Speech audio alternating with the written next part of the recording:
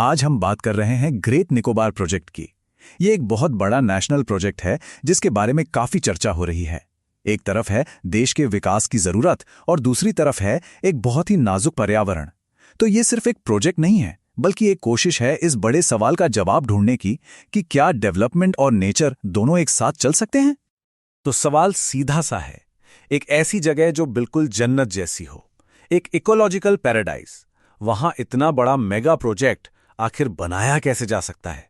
इस पूरे विश्लेषण में हम ऑफिशियल डॉक्यूमेंट्स के बेसिस पर इसी टेंशन को और इसके लिए जो सॉल्यूशंस प्रपोज किए गए हैं उन्हें समझने की कोशिश करेंगे। तो सबसे पहले चलिए देखते हैं कि ये प्रोजेक्ट आखिर है कितना बड़ा और इसके पीछे विजन क्या है। देखिए, ये सिर्फ एक पोर्ट या एयरपोर्ट नहीं है, प्लान है एक पूरा सेल्फ सफिशिएंट इकोनॉमिक हब बनाने का। इसके 4 मेन पिलर्स हैं। एक इंटरनेशनल कंटेनर टर्मिनल जो इसे ग्लोबल ट्रेड रूट से जोड़ेगा, फिर एक नया नवेला ग्रीनफील्ड इंटरनेशनल एयरपोर्ट, साथ ही इस जगह की पावर नीड्स के लिए एक गैस और सोलर पावर प्लांट, और हाँ, जो लोग यहाँ काम करेंगे उनके रहने के लिए एक मॉडर्न इंटीग्रेटेड टाउनशिप। और इस प्रोजेक्ट का स्केल समझने के लिए बस ये एक नंबर काफी है, 16,610 हेक्टेयर। ये एक बहुत बहुत बड़ा एरिया है। ये साफ बताता है कि ये कोई छोटा मोटा कंस्ट्रक्शन नहीं है। ये पूरे आइलैंड के एक बड़े हिस्से को ट्रांसफॉर्म करने का प्लान है। लेकिन हाँ, इतना बड़ा काम एक झटके में नहीं होगा, इसे फेजेस में करने का प्लान है। जैसा कि हम देख सकते हैं, 2025 से शुरू होकर ये प्रोजेक्ट 3 अलग अलग फेजेस में लगभग 2047 तक चलेगा। हर फेज का अपना टाइमलाइन और एरिया डिफाइन किया गया है, मतलब ये एक लॉन्ग टर्म सिस्टमैटिक प्रोसेस है। लेकिन अब सवाल ये उठता है कि आखिर ग्रेट निकोबार ही क्यों? इतनी खास जगह पर इतना बड़ा प्रोजेक्ट लाने के पीछे का रीजन क्या है? चलिए इसके नेशनल और स्ट्रैटेजिक इंपॉर्टेंस को समझते हैं।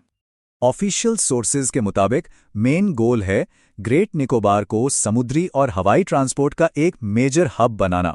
इससे उम्मीद यह है कि इंडियन ओशन रीजन में इंडिया की स्ट्रेटेजिक और इकोनॉमिक पोजीशन काफी मजबूत हो जाएगी।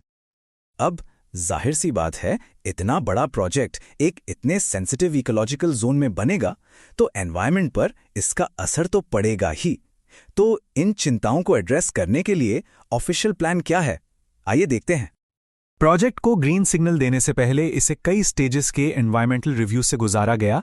इसमें पहले तो detailed environmental impact assessment studies हुई, फिर एक एनवायरमेंटल मैनेजमेंट प्लान बनाया गया जिसमें नुकसान कम करने के तरीके शामिल थे, और कंस्ट्रक्शन शुरू होने से पहले ही वाइल्ड लाइफ कंजर्वेशन के लिए फंड्स रिलीज करने की बात कही गई। ये सारे कदम एक तरह से सेफ्टी मेजर्स के तौर पर बताए गए हैं। अब ये डेटा टेबल देखिए, इससे अंदाजा लगता है कि कितनी फॉरेस्ट लैंड डाइवर्ट हो रही है। जो आर्ग्यूमेंट दिया जा रहा है वो ये है कि ये एरिया पूरे अंडमान और निकोबार के टोटल फॉरेस्ट एरिया का सिर्फ 1.82% है। इसी बेसिस पर इसके इम्पैक्ट को लिमिटेड बताया जा रहा है। और हाँ, जो पेड़ काटे जाएंगे उनकी भरपाई के लिए जो नए पेड़ लगाए जाएंगे वो ग्रेट निकोबार में नहीं बल्कि हरियाणा में लगेंगे। अब इसके पीछे का रीजन नेशनल गाइडलाइंस हैं। उनके मुताबिक जिन रीजन्स में पहले से ही 75% से ज्यादा फॉरेस्ट कवर है, वहां कंपेंसेटरी एफॉरेस्टेशन करना जरूरी नहीं होता। लोकल वाइल्ड लाइफ को प्रोटेक्ट करने के लिए भी कुछ काफी इंटरेस्टिंग स्टेप्स प्रपोज किए गए हैं, जैसे एनिमल्स को जंगल से सी शोर तक सेफली जाने के लिए 8 डेडिकेटेड वाइल्ड लाइफ कॉरिडोर्स बनाए जाएंगे। पेड़ों पर रहने वाले जानवरों के लिए सड़कों के ऊपर से फ्लाईओवर जैसे वायरडक्ट्स होंगे, और यहां तक कि क्रैब्स, स्नेक्स और क्रोकोडाइल जैसे जीवों के लिए भी स्पेशल क्रॉसिंग्स बनाने का प्लान है।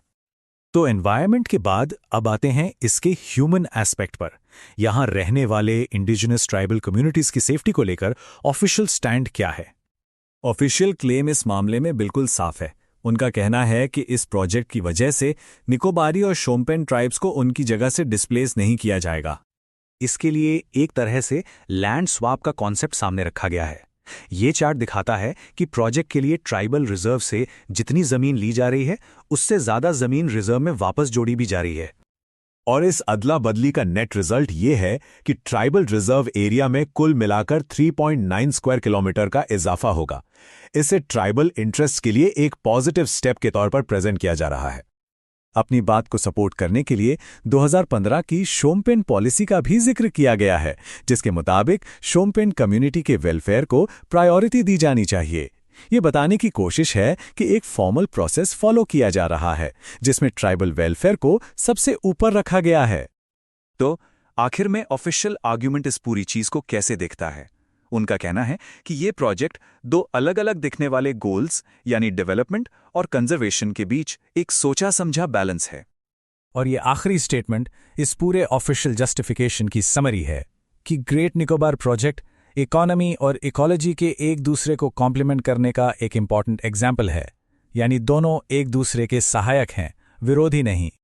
तो हम इस विश्लेषण को इसी एक बड़े सवाल के साथ खत्म करते हैं।